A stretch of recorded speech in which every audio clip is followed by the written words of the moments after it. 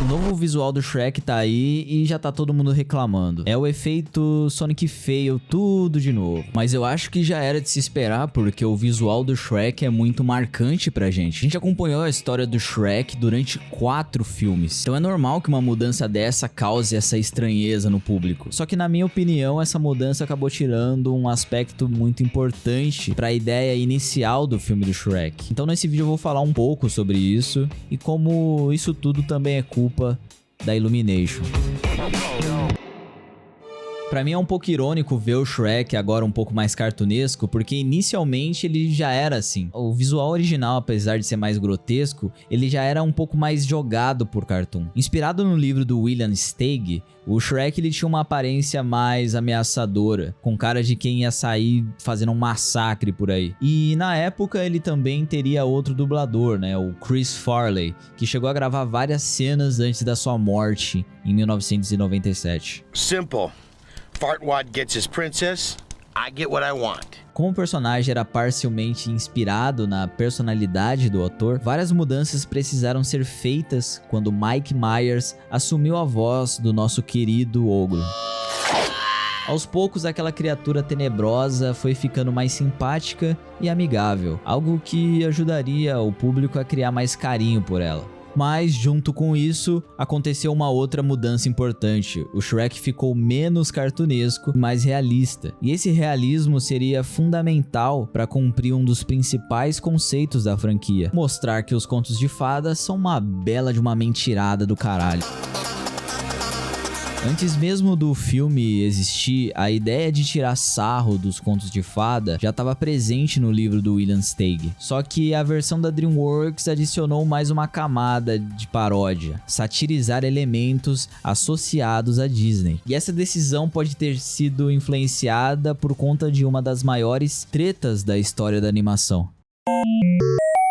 Depois da morte de Frank Wells, um dos manda-chuvas da Disney, Jeffrey Katzenberg acreditava que naturalmente seria promovido ao cargo de presidente da empresa. Só que Michael Eisner decidiu não aprová-lo, o que acabou gerando uma grande ruptura entre os dois. Pouco tempo depois, Katzenberg deixou a Disney e fundou a DreamWorks, ao lado de David Geffen e um tal de Steven Spielberg. E aí você se pergunta o que toda essa porra tem a ver com realismo. Bem, justamente por causa dessa treta, existem teorias de que o Shrek foi influenciado por essa rivalidade, o que teria motivado o estúdio a tirar sarro de toda aquela magia idealizada da Disney. Tem teorias também dizendo que a aparência do Lord Farquaad é inspirado no rosto do Michael Eisner. E olhando aqui até que parece um pouco mesmo. Ou seja, o cara ficou tão puto com esse cara que botou ele de vilão e ainda deixou ele sendo um anãozinho de merda. E com isso a gente tem a base do conceito do filme do Shrek, que é tirar sarro dos contos de fada e da Disney. E é aí que o realismo se torna importante. O realismo em Shrek, ele, além de ser uma tendência que muitos filmes na época estavam buscando, ele também serve como ferramenta dessa sátira. Enquanto os contos de fada tradicionais tinham esse mundo perfeito de heróis, princesas, bichinhos fofinhos, o Shrek fazia questão de cagar em cima de tudo isso e mostrar como essa parada era superficial e falsa. Tudo mentira, rapaziada. A sua princesa, nesse momento, ela tá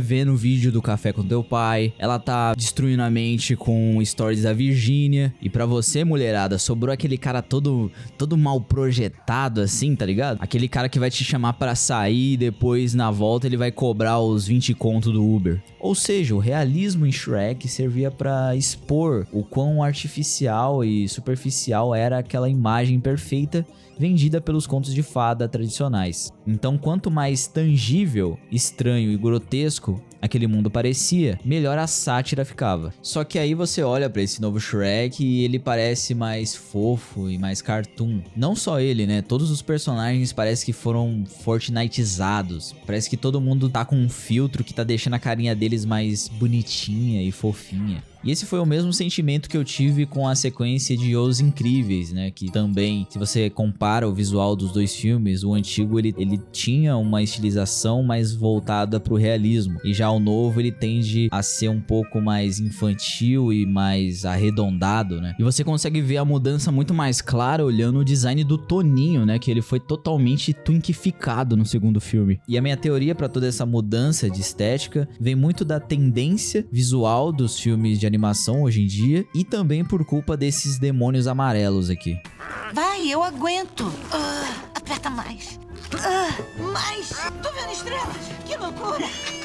Não sinto minhas pernas. Os filmes da Illumination, eles são uma máquina de fazer dinheiro. A franquia Meu Malvado Favorito já ultrapassou 5 bilhões de dólares em bilheteria. Isso sem contar o filme do Mario, né? Não faz isso comigo, Nintendo. Não faz isso comigo, Nintendo. Que se tornou uma das maiores bilheterias da história da animação. Eu não tô preparado! Eu não tô preparado!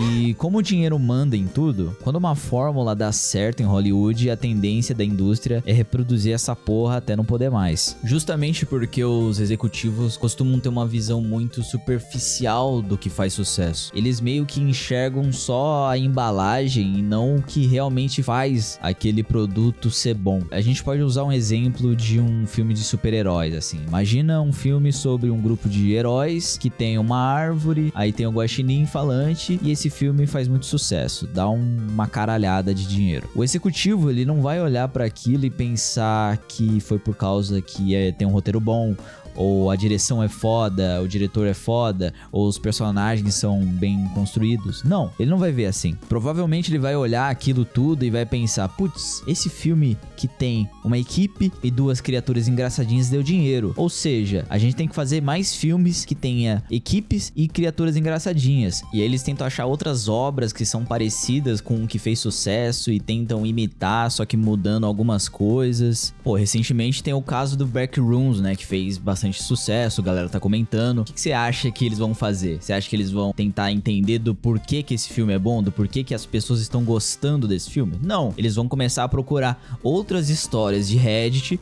pra fazer filmes. E isso se repete pra caramba, né? A gente tem a Marvel, que fez muito sucesso com o seu universo compartilhado, e com isso veio os outros estúdios tentando surfar nessa onda, né? Então a gente teve o Dark Universe da Universal, que seria pra juntar ali todos os monstros clássicos, mas meio que só teve filme meia bomba, né? E teve a DC, né, coitada, né? Que tentando surfar o hype da Marvel, acabou fazendo de qualquer jeito e montando seu universo de uma maneira muito porca, né? E por último e menos importante, a gente tem a grande tragédia da humanidade, conhecida como universo compartilhado de vilões da Sony, que envolve Kraven, Madame Teia e Morbius. Porra, só de falar esse nome já consigo sentir um cheiro putrefado de merda. It's Morbin time. E eu acredito que essa lógica de mercado pode ter afetado o visual do nosso ogro querido. E essa teoria fica um pouco mais forte quando você descobre que o Chris Meledandri, fundador e CEO da Illumination, é um dos produtores de Shrek 5. Não dá pra dizer ao certo o quanto ele influenciou na estética do novo Shrek, mas também é difícil ignorar que o novo visual parece se aproximar bastante dessa estética mais cartunesca e simpática presente na Illumination. No fim das contas, filmes são produtos, e produtos precisam dar dinheiro. E como a estética da vez é justamente essa estilização mais exagerada, né, tanto pelo sucesso do Aranhaverso e tal, faz sentido que o Shrek esteja tentando se adaptar a essa tendência. Até porque eles lançarem um Shrek um pouco mais realista com essa tendência de estilização, na visão dos executivos poderia ser um risco financeiro. Mas pessoalmente eu acho que perde um pouco da ideia inicial, porque aquele realismo ajudava bastante no humor do filme. Mas pelas piadas mostradas no novo trailer, eu senti que o conceito de zoar e tirar sarro da magia dos contos de fadas fada ainda continua lá, muito presente, principalmente com a piada do Olaf e Gogoboy. Então, apesar de tudo, eu continuo otimista, mesmo que no primeiro teaser eu não tenha curtido muito por achar que eles iriam usar essa estética de internet, e eu sou muito pé atrás quando o filme tenta adaptar algo de internet como meme, porque geralmente uma pessoa mais velha escrevendo esse roteiro e às vezes ela não vai conseguir passar aquilo pra outra mídia e fica sempre um negócio meio esquisito, sabe? Uma coisa que eu queria entender, por que Hollywood ainda tá preso no meme da cabra gritando, cara? Esse meme é de 2012, velho. Chega, Taika Waititi, para com essa porra.